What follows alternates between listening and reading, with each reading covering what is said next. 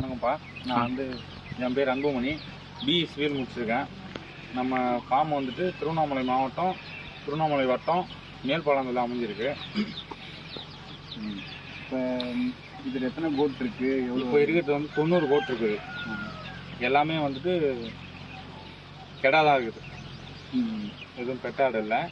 நம்ம ப்ரீடிங்க்கெலாம் எதுவும் யூஸ் பண்ணுறோம் இல்லைப்பா, அதெல்லாம் எதுவும் இல்லை. நம்ம வந்துட்டு மொத்தமாக எடுத்து வளர்க்குறோம், மொத்தமாக லாட்டாக சேல் பண்ணிடுறோம். இப்போ வேறு இப்போ மாடுலாம் இருக்குது, அதெல்லாம் எவ்வளோ இருக்குது? கோழி எவ்வளோ இருக்குன்னு சொல்லுங்கள். இப்போ மாடு வந்துட்டு 3 மாடு 2 கன்னுக்குட்டி இருக்குது. கோழி வந்துட்டு 50 கோழி இருக்குது. இப்போ இதுக்கு வந்து ஃபீடிங் மேனேஜ்மெண்ட் எப்படி பண்ணுறீங்க? ஃபீடிங் வந்துட்டு பார்த்தோன்னா மக்காச்சோள சைலேஜ் இருக்குது, ஒருவேளை கடலக்கொடி, ஒருவேளை சோளம் சைலேஜ், சோளத்தை சைலேஜ் பண்ணி வச்சுருக்கோம், ஒருவேளை தண்ணி, அவ்வளோதான். ஒருவேளை பீர் மால்டு மாவு, மக்காச்சோள மாவு, மரவள்ளிக்கிழங்கு மாவு போகிறோம், அவ்வளோதான். இப்போ இனிஷியலாக நீங்கள் ஸ்டார்ட் பண்ணுறப்போ எவ்வளோத்தில் ஸ்டார்ட் பண்ணீங்க? இனிஷியலாக ஸ்டார்ட் பண்ணும்போது 2, அதுக்கப்புறம் 4, அதுக்கப்புறம் 10, இப்போ 90. இப்போ உங்களுக்கு ஸ்டார்ட் பண்ணுறப்ப கேபிட்டலு இது காசு எவ்வளோ செலவாச்சு அப்படிலாம் நீங்கள்? அதாவது பார்த்தீங்கன்னா நான் 2 வளர்க்கும் போதும் தெரியல, 4 வளர்க்கும் போதும் தெரியல, 10 வளர்க்கும் போதும் தெரியல, 90 அதாவது நம்ம இது பண்ணும்போது தான் செலவு அப்படின்றதே நமக்கு தெரியும். 10ன்னும் போது நமக்கு தெரியாது, நம்ம இருக்கிறத போடுறோம், சாப்பிட்றோம், வளர்ந்துறோம். 90ன்னும் போது அதுக்கு தனியாக நம்ம செலவு பண்ணுற மாதிரி இருக்குது. அதாவது 2, 3, 10 வளர்க்கும்போது நமக்கு செலவு இல்லை, ப்ராஃபிட் இருக்கும். 90 வளர்க்கும்போது ப்ராஃபிட் குறையும், செலவு அதிகமாகும். இது மேனேஜ் பண்ணுறதுக்கு நீங்கள் எத்தனை மேனேஜ் பண்ணுறது? தம்பி இருக்கான், தம்பி ஒய்ஃபு, என் ஒய்ஃபு, அப்பா அம்மா, நாங்கள் எல்லாமே இருக்கோம், கூட்டு குடும்பமாக தான் இருக்கோம். அப்படின்னும் போது நாங்கள் மேனேஜ் பண்ணிக்கிறோம். பார்ட் டைம் தான் இது, ஃபுல் டைம்லாம் இல்லை. இருக்கும் டைம் இருக்கும்போது நம்ம ஃபீடு போடுறோம், சாப்பிடுறது அது இருந்துக்குது. நம்ம மற்ற வேலையை மாடு இருக்குது, இடம் இருக்குது, பூ இருக்குது, மற்ற வேலையை பார்த்துக்கலாம். இது என்ன ப்ரீடு ஆடு? ப்ரீடு வந்து மயிலம்பாடி, குறும்பாடு மயிலம்பாடி. இப்போ இது என்ன பர்பஸ் வந்து மீட் பர்பஸா இல்லை? இது வந்துட்டு பார்த்தோன்னா பக்ரீத் பேஸ் பண்ணி நம்ம வளர்க்குறோம். பக்ரீத் பண்டிகைக்காக, ஆமாம் சீசனுக்காக. இப்போ ஆடி மாதம் வெள்ளாடு கிடா, அது மாதிரி இது பக்ரீத்.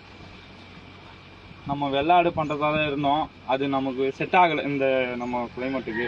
அதுக்காக நமக்கு செட் ஆகலைன்றதாக நான் இதை சூஸ் பண்ணேன், அவ்வளோதான். இப்போ அடுத்தது மாட்டு பண்ணி ஸ்டார்ட் பண்ணலாம்னு இருக்கோம். அதுக்காக தான் இப்போ போயிட்டுருக்குது. இப்போ இந்த சைலேஜ் மேக் பண்ணுறதுக்கு இதுக்கு ஃபீட் கொடுக்கறதுக்குலாம் நீங்களே கல்டிவேட் பண்ணி? ஆமாம், நம்மளே பண்ணுறோம் எல்லாமே.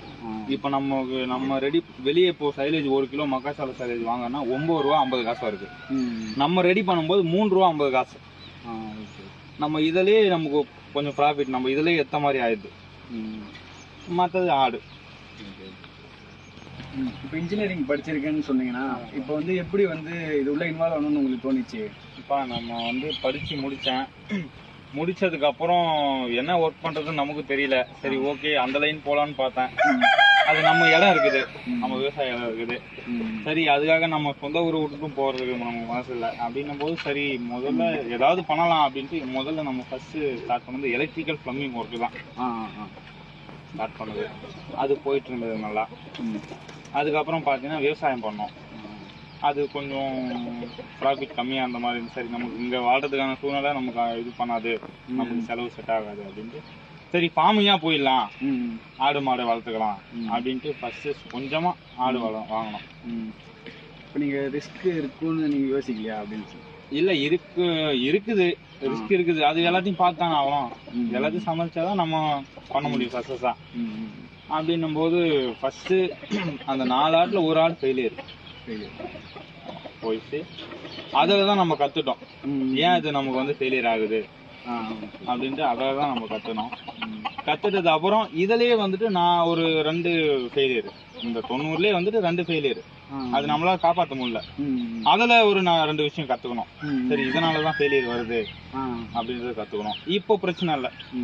இப்போ அடுத்த பேட்ச் எடுக்கிறதுக்கு 100% நம்மளால வந்துட்டு பார்த்தோன்னா ஃபெயிலியர் இல்லாமல் பார்த்துக்கலாம் அப்படின்ற நாலேஜ் நமக்கு வந்துடுச்சு. வேக்சினேஷன்லாம் எப்படி?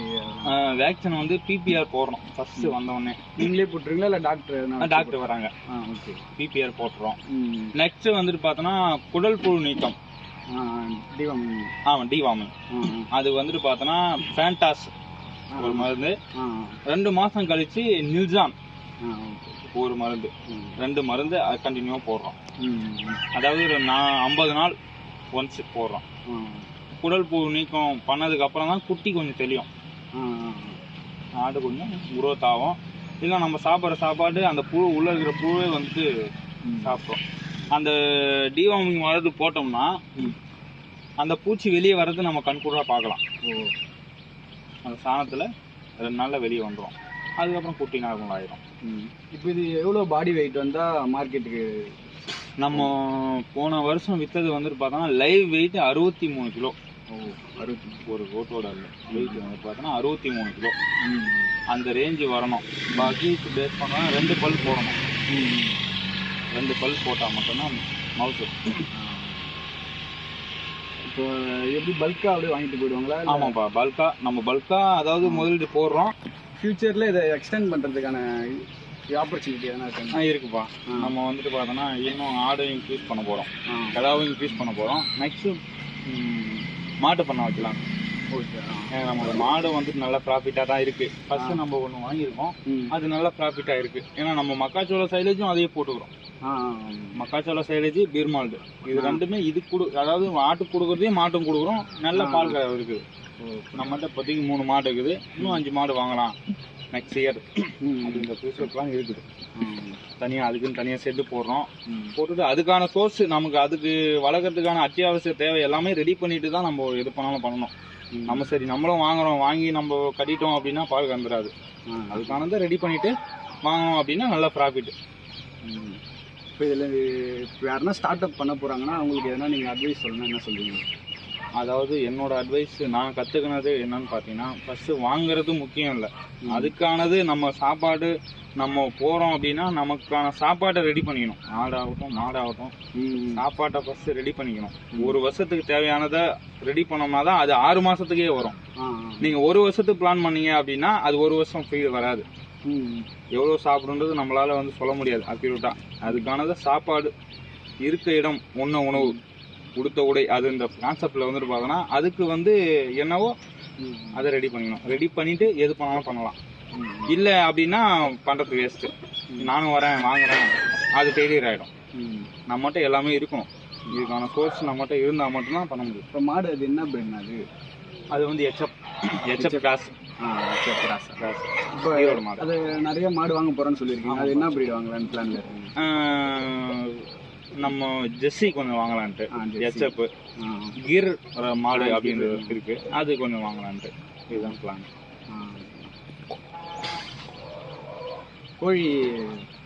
கோழி வந்துட்டு பார்த்தோன்னா நம்மகிட்ட ஃபஸ்ட்டு ஒரு 5 கோழி தான் இருந்தது. ஒரு சேவல் 3 பொட்டை கோழி இருந்தது. இப்போ வந்துட்டு பார்த்தோன்னா நம்மகிட்ட 30 கோழி, ஒரு 30 கோழி குஞ்சா இருக்குது.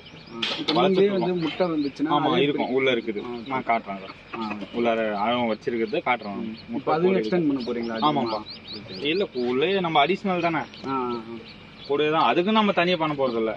இருக்கிறதா கூட வச்சு பண்ண போகிறோம். ஒருங்கிணைந்த பண்ணையாக பண்ண போகிறோம், அவ்வளோதான். இப்போ இங்கே வந்து சைலேஜ் வாங்கிட்டு போனாங்க, அதையும் சேல் பண்ணுறீங்களா? ஆமாப்பா, கேட்குறவங்க கொடுக்குறோம். அவங்க 9 ரூபா கொடுக்குறாங்கன்னா நம்ம வந்து 6 ரூபா நமக்கு அந்த ரேஞ்சில் கொடுத்துட்ருக்குறோம். இப்போ கேட்குறவங்களுக்கு சாப்பர்லாம் நீங்களே வச்சுருக்கீங்க? எல்லாமே இருக்குப்பா. சாப் கட்டர் இருக்குது, ஃபீடிங் பாக்ஸ் வேணாலும் ரெடி பண்ணி கொடுக்குறோம். எல்லாமே இருக்கிறவங்களுக்கு தேவை அப்படின்னா கேட்குறவங்க கொடுத்து விட்றோம், அவ்வளோதான். மற்றபடி ஒன்றும் நம்ம பெருசாக விளம்பரம் பண்ணிலாம் சேல் பண்ணல. வேணும் அப்படின்னா கொடுக்குறோம், நல்லா இருக்குது அப்படின்னா கொடுத்துக்கலாம், அவனுக்கு பிரச்சனை இல்லை, அவ்வளோதான். அப்புறம் உங்கள் ப்ரொஃபஷன் வந்து எலக்ட்ரிக்கல் ஷாப் வச்சுருக்கீங்க? ஆமாப்பா, எலக்ட்ரிக்கல் ஷாப் இருக்குது, இப்போவும் இருக்குது. அதையும் தான் பண்ணிட்டு இருக்கிறோம். இது இருக்கிறவங்க வீட்டில் இருக்கிறவங்க பார்த்துக்கிறாங்க. நம்ம வெளில ஒர்க் இருந்தது அப்படின்னா எலக்ட்ரிக்கல் ஃபில்மிங் கான்ட்ராக்டர்ஸுக்கும் வேலை போயிட்டு இருக்குது. 3 சைட் போயிட்டு இருக்குது. இருக்கிறப்போ இங்கே வேலை இல்லை, ஒர்க்கு இல்லை அப்படின்னா அங்கே இருப்பேன். அப்படின்னா ஒர்க்கு போயிடுவோம். நமக்கு இது வந்து பார்த்தோன்னா ப்ராஃபிட் வந்து ஒன்ஸ் ஒரு முறை மட்டும்தான் இது ப்ராஃபிட். நம்ம இருக்கிற செலவு பார்க்கறதுக்கு நம்ம போய் தான் ஆகணும். அப்படின்னும் போது நம்ம ஒர்க்கு போயிடுவோம். அதுக்காக தான் என்ன பண்ணுறோம்னா, இது அதாவது ஆட்டு செலவு பார்க்கறதுக்கு மாடு வாங்க போகிறோம். அதாவது அது செலவு அது பார்த்துக்கும். மாட்டுல வர ப்ராஃபிட் ஆட்டுக்கான செலவு பார்த்துவோம். அப்படின்னும் போது இது வந்து ஒன்று அதில் போனாலும் சரி இதில் வந்தாலும் சரி ரெண்டுத்தையும் நம்ம வரும்போது ரெண்டும் ப்ராஃபிட் ஆகும். மாடு மட்டும் பண்ணுறோம் அப்படின்னா அதில் ஏதாவது ப்ராப்ளம் வந்ததுன்னா நம்ம மாட்டில் வரதை மட்டும்தான் எடுத்து போட முடியும்.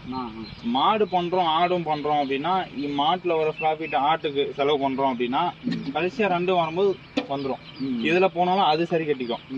இல்லை இதில் ஆடு ஏதாவது ஆனாலும் அப்படின்னாலும் மாடு பார்த்துக்கலாம். அப்படின்னும் போது நமக்கு பேலன்ஸ் பண்ணணும். இது இறங்கணும், இந்த கை இறங்கினாலும் இந்த கை ஏற்றுற மாதிரி இருக்கணும். அதுக்காக ரெண்டுமே பண்ணலான்னு இருக்கோம். இப்போ இந்த பேட்ச் எடுத்தீங்கன்னா எவ்வளோ இன்வெஸ்ட்மெண்ட் இருக்கும், எவ்வளோ உங்களுக்கு இதில் லாபம் கிடைக்கும் லாஸ்ட்டாக? அதாவது பார்த்தீங்கன்னாப்பா ஒரு இப்போ அதை தான் சொன்னோம் இல்லையா ஃபஸ்ட்டு சொன்னேன். அதாவது 4-10 வளர்க்கும் போது ப்ராஃபிட் அதிகமாக இருக்கும், நம்ம செலவு பண்ணுறது கம்மியாக இருக்கும். இதில் வந்துட்டு பார்த்தோன்னா ப்ராஃபிட் கம்மி தான். ஒரு குட்டி வந்துட்டு பார்த்தோன்னா 8500 ரூபாய்க்கு எடுக்கிறோம். ஒரு ஆளோட ரேட்டு நம்ம விற்கிறது வந்துட்டு பார்த்தோன்னா ஒரு 13000, அதிகபட்சம் ஒரு 14000. அதுதான் இது ஒரு ஆட்டுக்குன்னு பார்த்தோன்னா ஒரு 2000 ரூபா அது மாதிரி செலவாகும் ஒரு வருஷத்துக்கு.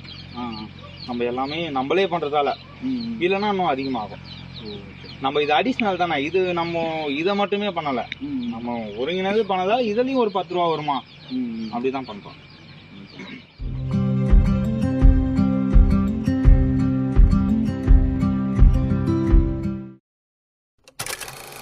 இதுதான் நம்ம வந்து சைலேஜ். இது வந்து மக்காச்சோள சைலேஜ். சைலேஜ் வந்து பார்த்தோன்னா எல்லாத்துலேயுமே பண்ணலாம். சூப்பர் நேப்பியர், மக்காச்சோளம், சோளம், வெள்ளை சோளம் அதுலேயும் பண்ணலாம். அதாவது பெஸ்ட்டு வந்துட்டு பார்த்தோன்னா மக்காச்சோளம் தான். இதில் வந்துட்டு பார்த்தோன்னா உலர் தீவனம் அடர் தீவனம் ரெண்டுமே இருக்குது.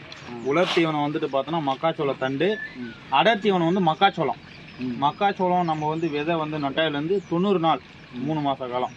3 மாதத்தில் வந்து அடியோடு கட் பண்ணி சேப் கட்டில் அடித்து கொண்டு வந்து மூடி வச்சிடணும். இதுக்கு வந்துட்டு பார்த்தோன்னா உப்பு கல் உப்பு போடுறோம். நம்ம வந்துட்டு வெல்லம் கரைச்சல் போட்டு மூடி வைக்கிறோம். அவ்வளோதான் இதுக்கான ப்ராசஸ். அவ்வளோதான். இது வந்து முழுக்க ஆர்கானிக் தான், கெமிக்கல்லாம் எதுவுமே கிடையாது. இதை ரெடி பண்ணி கரெக்டாக வந்துட்டு பார்த்தோன்னா ஒரு 28 நாள்லேருந்து 40 நாள் ஓப்பன் பண்ணோம் அப்படின்னா இது மாதிரி இருக்கும். இது வந்துட்டு பார்த்தோன்னா இது வந்து பர்ஃபெக்டாக ரெடியானது. இது சைலேஜ் கெட்டு போனது அப்படின்னா கருப்பாயிடும். இது நம்ம ஃபஸ்ட்டு போடும்போது வந்துட்டு பார்த்தோன்னா ஒரு பாதிக்கு மேலே கெட்டு போயிடுச்சு. கெட்டு போனதுக்கு அப்புறம் தான் என்ன பிரச்சனை அப்படின்னு பார்த்து சரி பண்ணால் நம்ம வந்து பார்த்தோன்னா 1 வருஷ காலம் அது மாதிரி ஆகிடுச்சு. அப்படின்னும் போது இது வந்துட்டு பார்த்தோன்னா ஆட்டுக்கு மாட்டுக்கு எல்லாத்துக்குமே சத்து. ஆட்டுக்காகட்டும் மாட்டுக்கு போட்டனாலும் நல்ல பால் கறவை, அதுக்கான தேவையான எல்லா சத்துமே இதில் இருக்குது. அதாவது பச்சையாக இருக்கிற எல்லாத்துலேயுமே அதாவது சைலேஜ் பண்ணலாம். மக்காச்சோள சைலேஜ் வந்து பார்த்தோன்னா 1 வருஷத்துலேருந்து 1.5 வருஷம் வரையும் கெடாமல் இருக்கும். அதுதான் நமக்கு முக்கியம். நம்ம ஒன்ஸு போடுறோம் அப்படின்னா 6 மாதமாவது நம்ம இதுலேருந்து எடுக்கணும். அப்படி அந்த மாதிரியான ஒரு ஃபுட்டை தான் நம்ம எடுக்கணும். நம்ம ரெடி பண்ணோம்னா 6 மாதம் நமக்கு கெடாமல் இருக்கணும். 6 மாதத்துக்கு மேலே நம்ம ஒன்ஸு போட்டோம் அப்படின்னாலும் 5 மாதம் வரையும் நம்ம எடுத்து போகிற மாதிரி இருக்கணும். அப்போ தான் பெஸ்ட்டு. இது வந்துட்டு பார்த்தோன்னா 1.5 ஏக்கர் போட்டது, மக்காச்சோளம் நாட்டது 1.5 ஏக்கர் போட்டது, 15 டன் வந்தது. முக்கால்வாசி முடிஞ்சது. இன்னும் ஒரு தோராயமாக பார்த்தீங்கன்னா ஒரு 4 டன் இருக்கும். இதுதான் மக்காச்சோளம். இப்போ இது வந்து நீங்கள் இன்ஜினியரிங் படிச்சிருக்கேன், நீங்கள் எப்படி இது உள்ள உங்களுக்கு கிடைச்சி? எங்களுக்கே ஒரு படிச்சதுல வந்து ஒரு இது இல்லை. ஓகே, நம்ம வந்துட்டு பார்த்தோன்னா தெரியல எங்களுக்கு. நம்ம ஸ்டார்ட் பண்ணும் போது ஃப்ரெண்டு வந்துட்டு பார்த்தோன்னா பண்ணார் ஃபஸ்ட்டு. அவர் தான் உங்களை மாதிரி அக்ரி வச்சுட்டு அவர் பண்ணிட்டு இருந்தார். அவரை போயிட்டு பார்த்தோம். ஃபஸ்ட்டு ஒரு ஒன்ஸ் பார்த்தோம் நம்மளால் பண்ண முடியுமா, நமக்கு அது நம்மளுக்கிட்ட எல்லா சோர்ஸும் இருக்குதா அப்படின்றத பார்த்தோம். பார்த்ததுக்கப்புறம் ஓகே, அவர் நீங்கள் கேட்குற மாதிரி அவர்கிட்ட நான் கேட்டேன் என்ன பண்ணலாம் அப்படின்றது. இது மாதிரி பண்ணு அப்படின்னு சொல்லிட்டு ஒன்ஸு வந்து சொல்லி கொடுத்துட்டு போயிட்டார். இப்படி பண்ணுங்க அப்படின்ட்டு பண்ணார். ஃபஸ்ட்டு பண்ணோம், கொஞ்சம் ஃபெயிலியரு. 2வது டைம் பண்ணும்போது நல்லா இருந்தது. இது 3rd டைம் பர்ஃபெக்ட். இது பீர் மால்ட் யூஸ் பண்ணுறீங்க, அது எப்படி? அது வந்துட்டு பார்த்தோன்னா நம்ம ரெடி பண்ண முடியாதுப்பா. ஃபியூச்சரில் பண்ணலாம், ஓகே, அது ஐடியா இருக்குது. அது வந்துட்டு பார்த்தோன்னா நம்ம மரவள்ளி கிழங்கோட திப்பி மக்காச்சோளம் இருக்குது பார்த்தீங்களா, அதனோட பேஸ்ட்னு சொல்லலாம். அது வந்து எண்ணெய் எடுத்தது மீதி. அதாவது நம்ம மணிலா இது பண்ணும்போது எண்ணெய் எடுத்தது புண்ணாக்கு எடுக்கிறோம் இல்லையா, அதே மாதிரி அது மக்காச்சோளம் புண்ணாக்கு மாதிரி தான் பீர் மால்ட்டு. அது நம்ம வந்து வெளியே வாங்கி தான் பண்ணுறோம். நம்ம ஃபியூச்சரில் பார்த்துக்கலாம் அப்படின்றத இப்போதைக்கு நம்ம தேவைக்கு வாங்கிக்கிறோம், அவ்வளோதான். இது நமக்கு வந்து முழுக்க முழுக்க நம்புறது மக்காச்சோளம் தான். மக்காச்சோள சைலேஜ் தான். இதுவே போதுமானது தான்.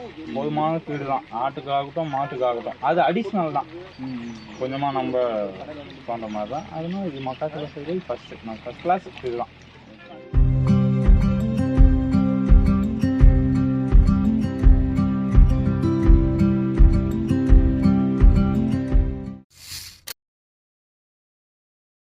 பிரீடு இருக்குன்னு சொன்னீங்கன்னா எவ்வளோ பால் கறக்குது ஒரு நாளைக்கு? அதாவது பார்த்தீங்கன்னா ஒரு வேலைக்கு வந்துட்டு பார்த்தோன்னா ஒரு 8 லிட்டர்லேருந்து 9 லிட்டர். அது வந்து கான்ஸ்டன்ட்டு. நம்ம போகிற ஸ்பீடை பொறுத்து இன்க்ரீஸ் ஆகும் இறங்கும். அது நம்ம கையில் தான் இருக்குது. கான்ஸ்டண்ட்டாக வந்துட்டு பார்த்தோன்னா ஒரு 8லேருந்து 9 லிட்டர். நம்ம வந்து மக்காச்சோள சைலேஜும் வைக்கிறோம். ஆட்டுக்கானதும் இதுலேயும் போடுறோம். போகிறதெல்லாம் பால் நல்லா கறக்குது. மாடு வந்து பார்த்தோன்னா சத்து குறைபாடு அதெல்லாம் எந்த பிரச்சனையும் இல்லை. இதுலேயும் நம்ம பார்த்த வரையும் நம்மகிட்ட எச்சப்பு இருக்கு, நாட்டு மாடும் இருக்கு. இது நம்ம ஏன் சூஸ் பண்ணுறோம் அப்படின்னா நாட்டு மாடு வந்து அதிக பால் கறக்காது. நம்ம வந்து பார்த்தோன்னா பிஸ்னஸ் சைடு போகிறோம் அப்படின்னா எச்எப் ஜெர்சி தான் கரெக்டாக இருக்கும். நாட்டு மாடு வந்து பார்த்தீங்கன்னா நமக்கு பால் கறக்காது, நமக்கு அந்தளவுக்கு ப்ராஃபிட் இல்லை. அதுக்காக எச்எப்பு யூஸ் பண்ணுறோம். இப்போ இந்த சைலேஜ் ஃபீடுக்கும் அந்த வைக்கோல் கொடுக்கறதுக்கு அதுக்கெல்லாம் அதாவது பார்த்தோம்னா வைக்கோலில் எந்த சத்தும் இல்லைன்னு சொல்ல முடியாது. அதுவும் இருக்குது. சைலேஜ் வந்து அதிகமாக இருக்குது. அதில் 10% இருக்குன்னா இது வந்து 80% இருக்குது. அடர் தீவனம் உலர் தீவனம் ரெண்டுமே இருக்கிறதால எல்லாத்துக்குமே போடலாம். நல்லது. அதுக்கானது எடுத்துக்கும். நம்ம எக்ஸ்ட்ரா எதுவும் செலவு பண்ண தேவையில்லை. தீவனம் வந்துட்டு பார்த்தோன்னா ஒரு கிலோ 30 ரூபா அப்படின்னா இது நமக்கு 9 ரூபா தானே வருது ஒரு கிலோ. அப்படின்னும் போது பிரச்சனை இல்லை, நம்ம சைலேஜே பண்ணிக்கலாம். இப்போ வந்து ஹெச்எஃப் கிரு ஜெர்சி வாங்க போகிறோம். இப்போ நெக்ஸ்ட் ஃபியூச்சரில் அதுதான் பண்ண போகுது. ஆடு மாடு கோழி இருக்கு. நான் காட்டுறேன் கோழி பற்றி பாருங்க.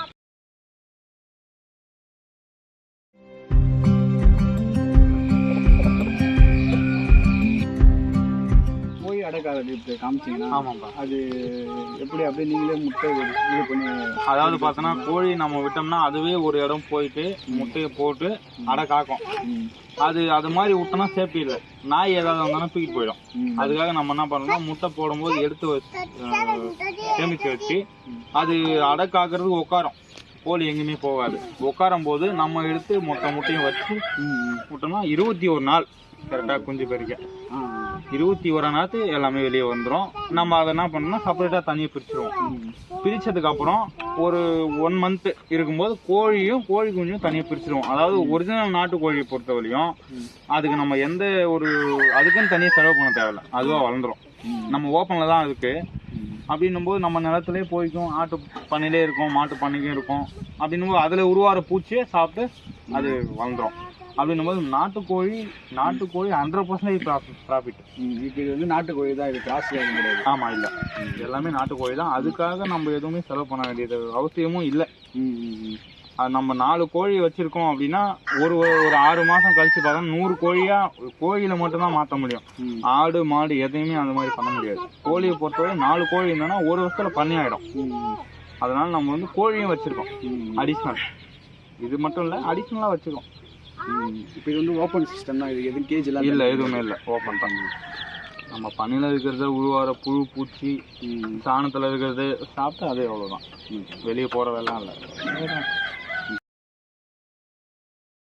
இப்போ லாஸ்ட்டாக வந்து இப்போ யாருன்னா ஸ்டார்ட் பண்ண போகிறவங்களுக்கு இல்லை அந்த அக்ரிகல்ச்சர் கிராஜுவேட்லாம் என்ன சொல்ல வரீங்கன்னா என்ன சொல்லுவீங்க? அதாவது என்னோட கருத்து நான் சொல்ல வர்றது என்னன்னா, படித்து முடிச்சுட்டு ஒருத்தட்ட போய் கை கட்டியே வேலை பார்க்காதீங்க.